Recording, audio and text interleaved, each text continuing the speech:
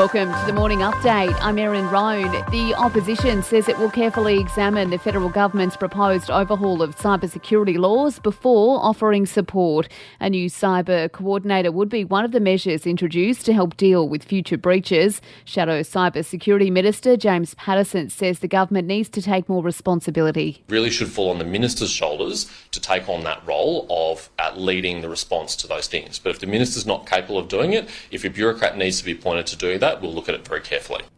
The UN chief says the Russian invasion of Ukraine has seen the most massive violations of human rights in the world today. The Secretary-General Antonio Guterres has told the Human Rights Council in Geneva Moscow has unleashed widespread death, destruction and displacement over the last 12 months. And serious violations of international humanitarian and human rights law against prisoners of war and hundreds of cases of enforced disappearances and arbitrary detention of civilians were also documented.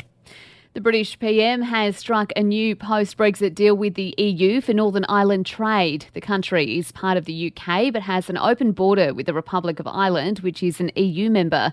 Rishi Sunak says it is a major step forward. But we are allies, trading partners and friends, something that we've seen clearly in the past year as we joined with others to support Ukraine.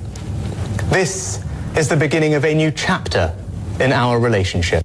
To the US, and at least 9 tornadoes have left a trail of destruction in Kansas and Oklahoma. Dozens of people have been injured, while thousands of homes and businesses are without power in both states. The twisters coming from the same weather system that dumps snow in Southern California. And the Bureau of Statistics wants to know what information we want included in the next census. It's calling for community submissions ahead of the 2026 poll. One of the first things we need to do is to determine what the most important information is for us to collect in the census. We'll be providing 2 opportunities for the public to provide input in the census topics. That's Census Content Director Georgia Chapman there. To sport now, Mitch Starc insists he will be ready to bowl for the third test against India. His finger has still not completely healed from a tendon injury he picked up in the Boxing Day test, but he says he is good to go. And in the AFL, the Cats will be without Jack Henry for the start of the 2023 season. The 24-year-old is facing foot surgery after suffering an injury during last week's match against the Hawks. In entertainment news, Melbourne restaurant Mr Miyagi has handed actor Russell Crowe a lifetime pass on their dress code.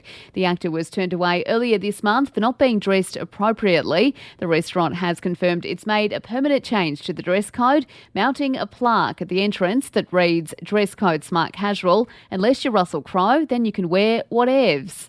And Courtney Cox is set to get her own star on the Hollywood Walk of Fame. The Friends actress will receive the 2,750th star for her work in television. And that's the latest from the Nova Podcasts team. We'll see you later on for another episode of The Update.